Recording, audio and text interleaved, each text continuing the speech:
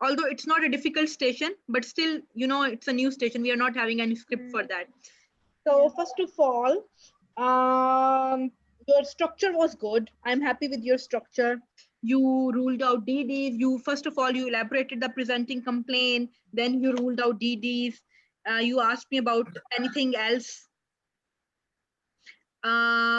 Then sorry, yeah, and then you asked me about my PMH, DESA. Everything was okay. Just time management was a little bit. You can squeeze down your history so that you can spend more time in the management. I know it's difficult here because Yeah. it was a new station.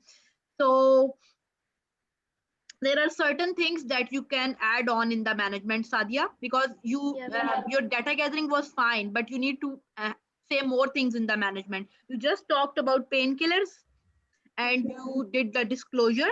Apart from that, there are other things as well in the management. We will talk about that. But may I know what were the DDs in your mind in this station? Um, I mean, after scoring the pain, I know that this is not subarachnoid hemorrhage, but I still asked like worst headache of his life, and Mm-hmm. I also I was thinking, is it sinusitis or SOL? But then I didn't get anything related to that. So yeah, and then I got the alcohol. I mean, binge drinking. So Okay. last night, so I thought this must be hangover. Mm-hmm, mm-hmm. Okay. So you ruled out DDs that were perfect, but there are certain more like if you think about your elaboration of presenting complaint, the Socrate, then you can think Yeah. about some more things. Okay. So what was the relieving factor of my headache When you lie down, um, at a calm that was place? the yes. So that means maybe migraine. Yeah. So you could have Could ruled be. it out by asking about aura. Yep. Yep. Yeah. Anything Yeah. specific happened just before having the headache? You can ask this Yeah. question about that. Yeah. I asked that, and he said that no, it's just from the morning after waking up. Yeah, yeah, yeah. But I'm talking about DD. So if you think about Oh. migraine, so you can talk about aura like any tingling, numbness, any flash of light. Okay. Okay. Yep. Okay, like this, because you are ruling out.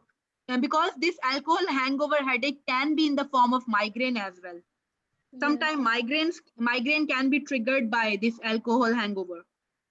Mm-hmm. Okay. Okay. Yep. So if it is migraine, then sometimes the management is a little bit different. Yes. Yeah. Similarly, um, you ruled out cancer, you ruled out this SOL. You asked me about fever and flu-like symptoms. Yes. Yeah. I Okay, okay, asked. yeah, perfect, perfect. Okay. So now, in the this was the telephonic station, Hana. Sorry, Sadia. So in Yes. the examination part, no need to ask about these things in detail. Tell about these things in detail. Just say, I would like you to come to the hospital. If that's okay, if I can arrange an appointment for you so that we can do full assessment, including your Yep. head to toe examination and some tests. Take this phone. Okay. Yeah. All right, Sadia. Yes. Yes. So Yeah. don't spend too much time there. If it is a face-to-face consultation, then it's okay. You can name each and everything in detail. Otherwise, you can squeeze them down and ask them in only 30 seconds because you have a lot of things to Yeah. cover. I actually did a mistake. I forgot that this was a telephonic conversation when I was talking about examination. Yeah. Yeah. Because we are so used to, I mean, giving this mock, I mean, face-to-face mock even with this laptop and yeah, Okay, no worries. Because in exam, there will be no confusion. If it is a telephonic station, you would be very clear about that. yeah, hopefully, yeah. Okay. So the first thing was okay, let's talk about the management. So the first thing is Yeah. disclosure. You asked me about my idea. I said, oh, yeah, it can be because of it might be because of the alcohol hangover. So I gave you the idea and then you used it. Similarly, you can say there are other causes as well. So it would be great if you can come and we can assess you properly to rule out serious things. Yeah. Okay.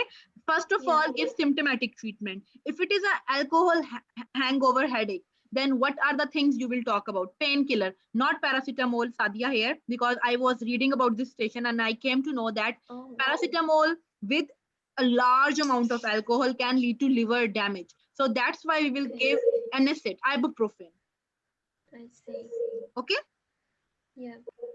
Similarly, you will talk about rehydration. Have a lot of water. Water can, but avoid fizzy drinks, cola drinks. No cola drinks, but have water. Water can be in the form of plain water, or you can use some like the water with electrolyte. I think the ORT thing. So you can use that one.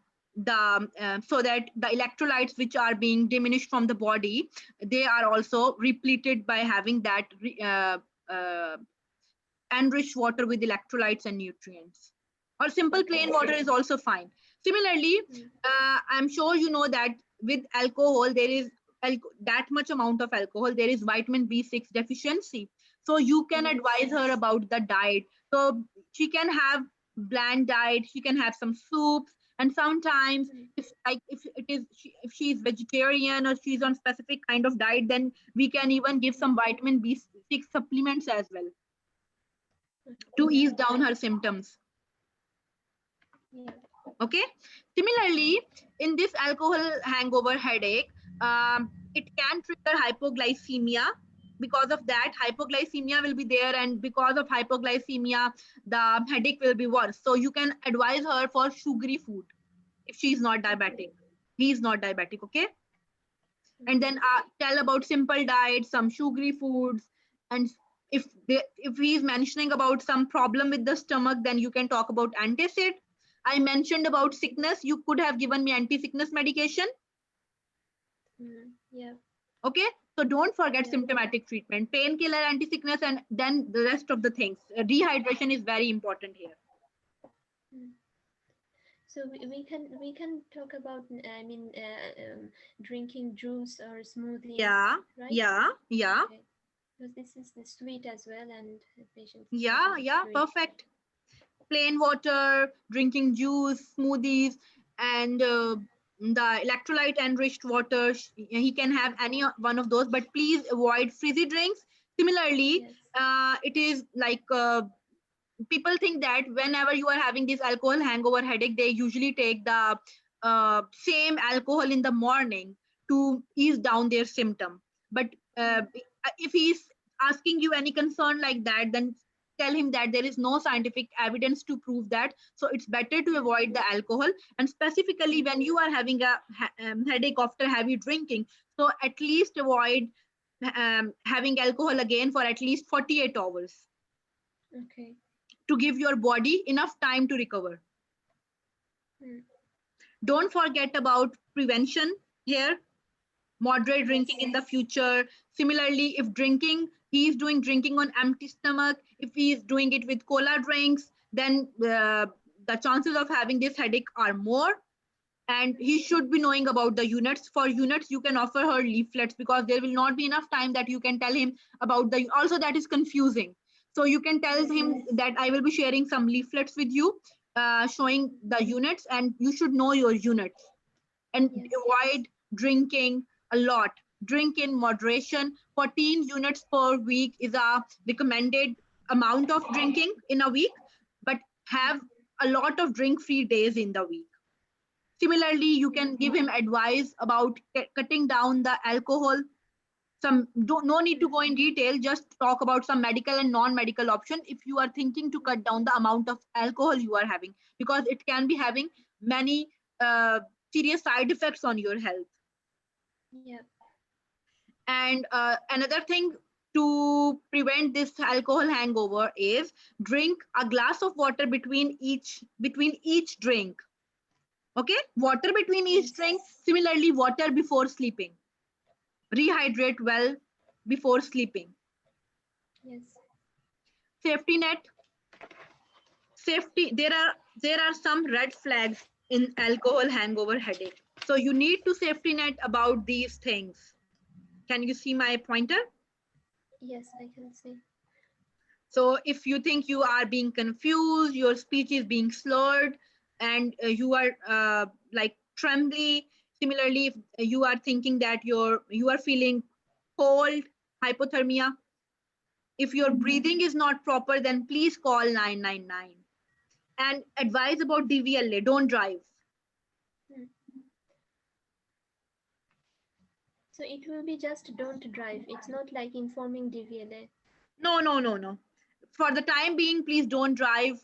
Hmm. Although it's a telephonic station, so if it's a face-to-face station, then you can ask him how you are planning to go back home. So please don't drive. You can have a taxi, and or you can ask somebody else to pick you from the alcohol, because it's not safe for you. It's not safe for the other people on road. Hmm. Yeah. Dr. Kura, there's one one question, excuse me, that in this COVID scenario, patients like these, is it prudent to ask them to come to the hospital? Because, without investigations also, I think this is quite manageable. Do they expect us to call these patients in COVID scenario to the hospital on a telephonic conversation? Saira, for the sake of like ticking that box that we have offered examination and investigation, we will verbalize that. Okay. Because right now we are not sure. It could be anything.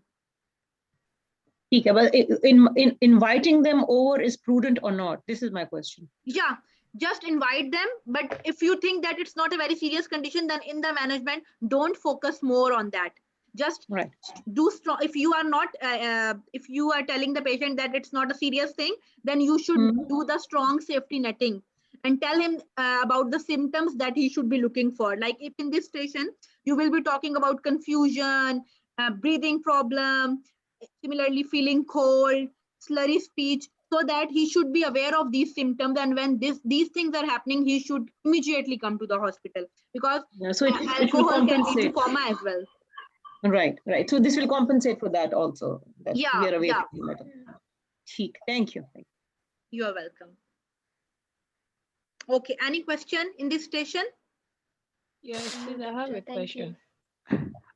Uh, Yeah, Hello. Dr. N. Yeah. Yeah, I have a Okay. question. So my question is regarding the previous station.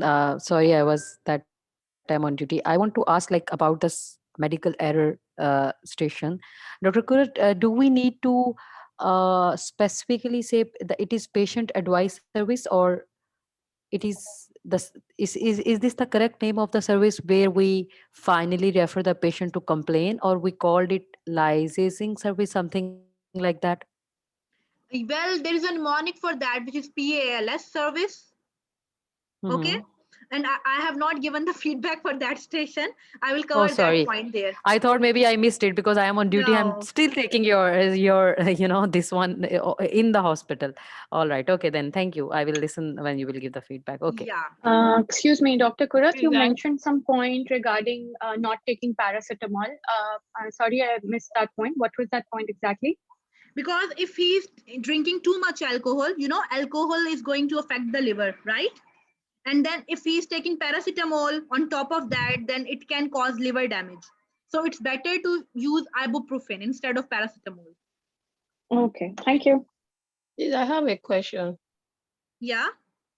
Okay, concerning this alcohol hangover station, under this, since you're telling the patient to come to the hospital, are you first of all supposed to disclose to the patient that maybe I suspect you have this, and for that reason I want you to come to the hospital, or you just tell the patient to come to the hospital?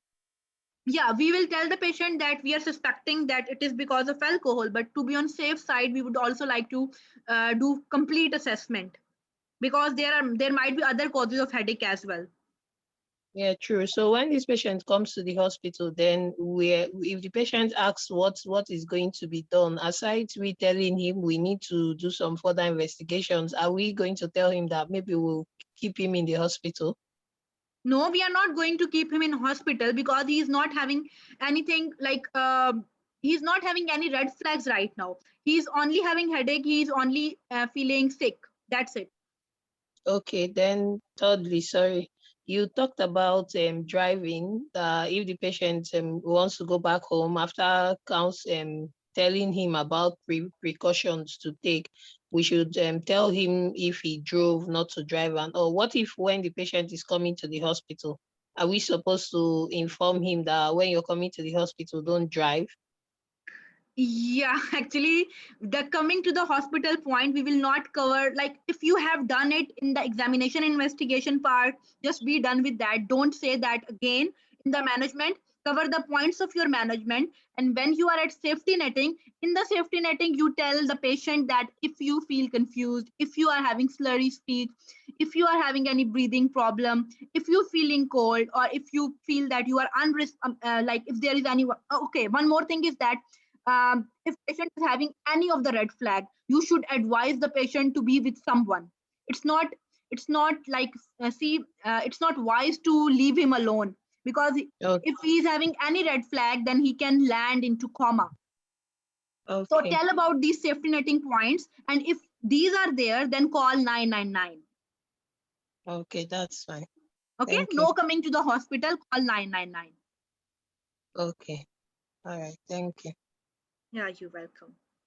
Because we are having a lot of things to cover in the management, and actually the thing is, we are not most of the time we are having only 2 minutes. So in that 2 minutes we have to squeeze everything. We have few things in our mind, but the examiner and GMC are not sure about what is going on in our mind until and unless we have told each and everything about that station in the 2 minute time. So it's not wise to tell the details. As soon as you are covering the things like different domains of the management, I'm sure you will be knowing about that. What are the things we need to cover in the management? Further investigation, symptomatic treatment. Sometimes we are discussing about some specific medical, non-medical options. Sometimes we are discussing about preventive measures, leaflets, safety netting. So as long as you are covering these points of management, they will give you marks in management, even if you Okay, have so not picked a topic and you have discussed about that topic in detail. okay, so even if we tell sorry, even if we tell the patient to come to the hospital, we are still supposed to tell them about symptomatic management. Am I right? Yeah. As a junior doctor, they expect you to tell everything that you know about this station, but know your limits. As a junior doctor, they want to see what you will do if that kind of patient is coming. So painkiller you can prescribe, you can advise him about the other things as well. You can advise him about the prevention as well. Okay? You can Okay. advise him about safety netting points as well. As a junior doctor, you need to deliver this information. Don't stuck at the point like when you will come to the hospital, then we will give you the treatment. It's not like that. Cover your treatment in the station. What things are in your mind about that station? Okay. All right. Thank you. Yeah, you're welcome. Thank you, Dr. Kurat. Thank you for the feedback. You're welcome, Dr. Sadia. Good luck. Good luck for your exam. Thank you. Okay. So let's talk about the next station. Dr. Rosaline, are you there? It was mine, Dr. Aarti. Okay, yeah, Dr. Aarti. Oh, sorry. Before proceeding, can I tell my pitfall, what I messed up? Yeah, sure. Because my daughter came here, so I was completely off track, and I forgot 4 P's and couldn't say in the end, like for the folic acid, and you are drinking alcohol, so please avoid this thing. Mm-hmm. And yeah, and I couldn't ask, like, have you tried before? Is it first time you are trying to conceive? Yeah, perfect. So you know the approach, right? Yeah, actually my daughter came and sit in my lap, so I was completely off the track. It's okay. Okay. Yeah, these were the points, and there were some more points as well. So Dr. Batra, age. I did not mention age in the task. Yes, But I did also not ask me noticed. the age. Yeah. We need to confirm the age, specifically in this station, because the fertility options, the fertility options which are covered by NHS, it is dependent on age. Less than 40, there is criteria about that. More than 40, between 40 to 42, there is a separate criteria for that. And in all the stations, you need to confirm the age. Yeah, and that's why the funding is also dependent on that. That's why I didn't Yeah. comment on that. I know that, but Okay, no worries. Let's talk about the feedback now. So yeah, you are right. First of all, patient wants you to refer to the fertility clinic. You need to explore why, and then has he tried anything so far? Okay, and then you will take a U-turn. You will start talking about his health, her health. Sorry. So one question you asked me in the PMH about sexually transmitted infection, that was out of nowhere. Like it was a very sudden question. It was surprising for me. So whenever you are asking a different kind of question in between your consultation, always do signposting, or or you can say, by any chance, are you having any sexually transmitted infection? Because sometimes you can signpost when we are dealing with someone, we are dealing with a concern like you, we have to ask a set of questions. Just bear with me. Okay, signpost before asking these kind of questions. When it comes to fertility issues, we are dealing, when it comes to fertility issues, we need to ask a set of questions. Just bear with me about those. Okay, signpost and then ask. And then instead of 4 P's, I would say 5 P's here. 5th P is about partner health, partner family history. You will ask that. And then in DESA, I told you about drinking and you forgot to explore that, how much units I am taking or what I am drinking. So I said I'm drinking and you asked me next question.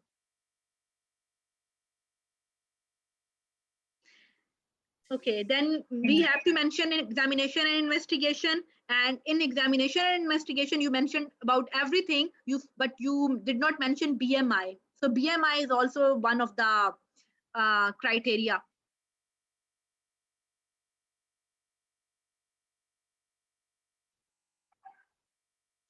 Okay, so this is a very confusing station, because apart from telling the options, she will be having some concerns as well, that it will be funded by NHS or not.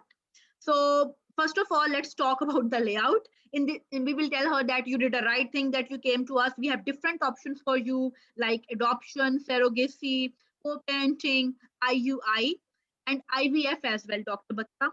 You did not talk about this. IVF is test tube baby. We do all the process of fertilization outside the body, and then we will implant the embryo inside uterus. So there Hello, are doctor. Can I add something if you don't mind? Yeah, sure. The simulator said that the lady will be carrying the baby. So in that case, we need not to discuss about the surrogacy. Yeah. Yeah. Yeah. And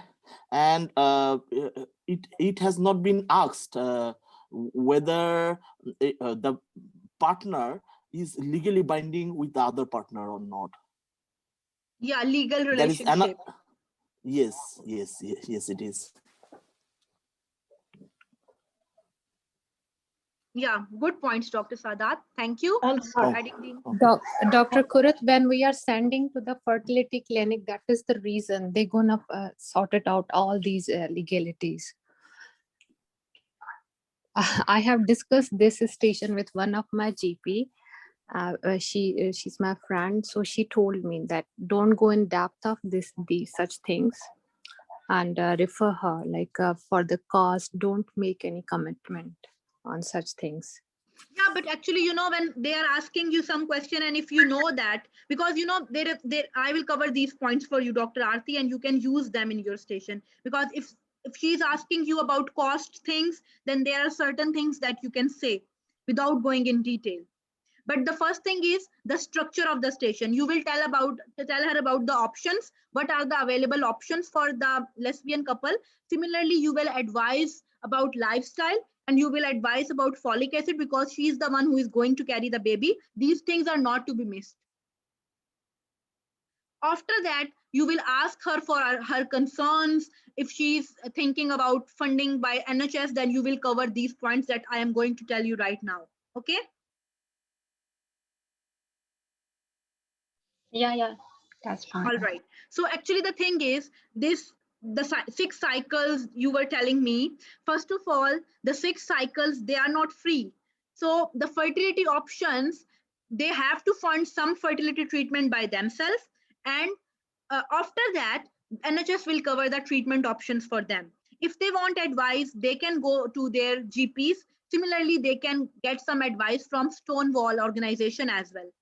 They will guide them about the options. If she wants to go for the assisted conception like IVF or IUI, so IUI, it can be assisted, it can be in the natural cycle. So sometimes they don't go in details, but just tell her that if they want to go, most of the time she is concerned about IVF. So if she wants to go for that, then there is a NHS criteria about that, and the people in the fertility clinic or the Stonewall or their GP, they will guide them about that. Similarly, there is another CCG group as well.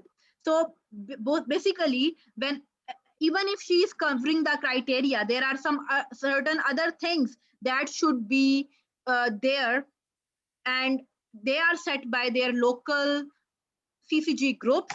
And if everything is okay, then NHS will cover it. So NHS covering is not that simple, basically. If they have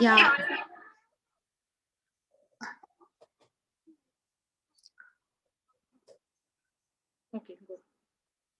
Yeah, actually, there is a ladder approach. First, they have to go for the donor insemination. If it is not successful, then IUI. If 6 cycles of IUI are not successful, then they can go for the IVF.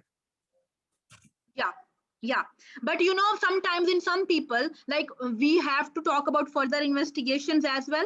And some people, if they think that they are not fit for IUI, like sometimes there can be some medical reason for that as well. So they can talk about IVF instead of IUI if they think that it's not going to help her.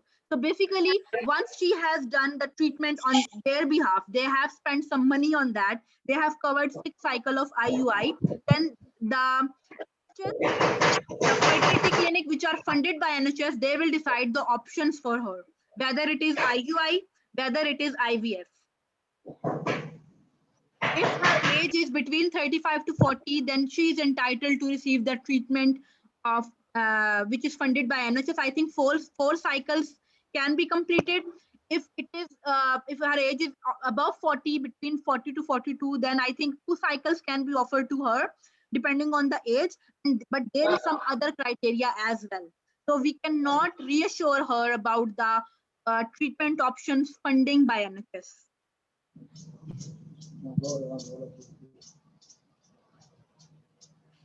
There are other things as well that, like, apart from age, like if she's smoking or not, how is her lifestyle, how is her BMI, and so local NHS trust criteria will, if she is meeting local NHS trust criteria or not before beginning the process of conceiving. So she should find that out. She should consult her Stonewall organization and local clinics, local GP, and local CCG group. She should know the criteria, and then she should be making her mind about that.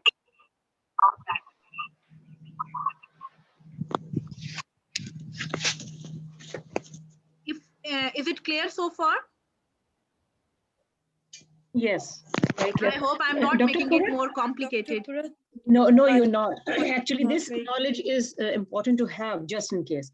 The other question was that the partner who is donating the egg, her well-being is also very important, right? So Yeah. all these things will apply to her also. So she also need to visit at some point of time, right? Yeah. Both of them will be attending all these things. Yeah. She, Dr. Aarti offered that in the beginning. of the Ah, consultation. okay. Yeah, she did that. No, Actually, we will not go into detail, but if the patient is asking about anything specific like funding by NHS or not, then we should not falsely reassure her, because NHS is not funding the fertility treatment right away. There is a criteria for that, and you are a junior doctor, you don't know much about that. You will refer her to the certain groups, certain organizations, and then there is a local group as well, NHS protocol, trust protocol as well. So all these people will be thinking whether she is fit for the NHS funding or not. That's the point I am trying to make here. Yes, point taken. And Dr. Kurath, also, if you could start the conversation like that also, that if you love children so much and you want to have them, so maybe more time should be spent on adoption and foster parenting and co-parenting, isn't it? Perhaps when they come across all the difficulties and the lengthy process and the disappointments that they might encounter, they might go for other simpler things like adoption and co-parenting, isn't it? But in this case, of course, patient seemed to have her mind set on it, probably. Yeah. Yeah, because Dr. it depends on your very case. So if your patient is not, if you are not sure what she wants, then you can give him options, and then you can ask her from where you want me to start. Right. So whatever is her, whatever it is in her mind, you can talk about that option. Right. Dr. Kurath, I have a few questions, very simple. Yeah. What does that mean by DESA? You have written after that 5 Ps. Yeah, it is DESA. lifestyle question: diet, exercise, smoking, All right. Okay, got it. alcohol. Okay, I got it. The second thing I want to ask, you have written examination and investigations. So what specifically investigation and examination we are supposed to offer these ladies? We will be checking her vitals, BMI specifically, blood pressure, heart rate, having a look on her from head to toe, like listening her heart, listening General her physical yeah, examination. general physical examination. And investigation, we will do all the basic investigation routine. Nothing related to gynecological investigation. Actually, we are not sure whether she is fit right now or not. We will always start from the basic investigation. We are a junior doctor. This is her first presentation right now. So we are doing these investigation on our part. And if she wants us to refer to the fertility clinic, then we can advise her regarding that. And the fertility investigations, fertility people will do those things. All right, I got it. The third question is, what exactly will be our opening sentence when we will come to the management part?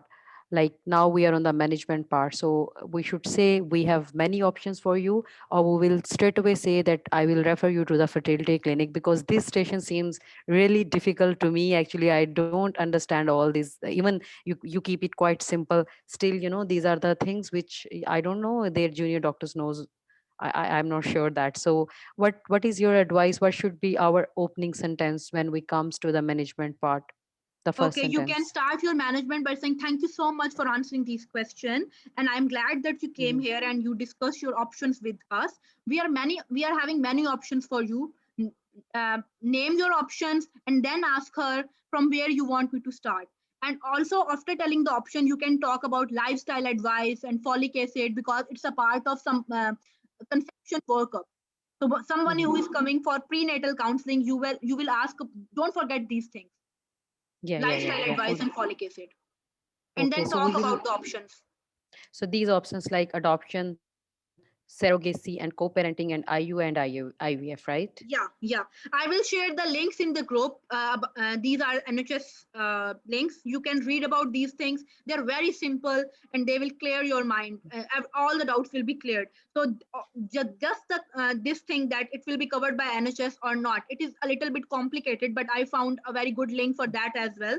So I will share these things in the group. You can read that, and I hope things will be more clearer for you, because you don't need to go into details about all these things. Yeah. You just need to keep them simple. So that's what I'm saying. Like for example, if I say we have many options for you. For example, adoption, surrogacy. So is it quite safe to pronounce all these things like IVF, IU, co-parenting? Do you Do you think we should say we should name out all these options, or we just You say can name them or you can explain them. It's up to you. Explain them It's in up to- simple words, just like a one sentence thing. one sentence? Okay. Okay. And you mentioned something about donation, donating also. I don't understand that thing. That is my last question. Donor. Sperm donor Someone was. Yeah. What egg was donor that? or sperm donor. So actually in the lesbian couple, sometimes there is a like they do like this. One lady, she will carry the baby and the other lady will donate the egg. So in this way, both the parents, they are involved in the pregnancy. Yeah. So this is the question where we will ask when we are doing data gathering, right? Yeah, you can ask her. So have you decided about these options? And regarding sperm donor, we advise them to get the sperm from specialized fertility setups, because we want this, and most of the time we are using frozen sperms, because for 6 months time they will be there and they are free of genetic diseases. Even if there is any STI in the 6-minute time, it will not be there. So it is safe to use.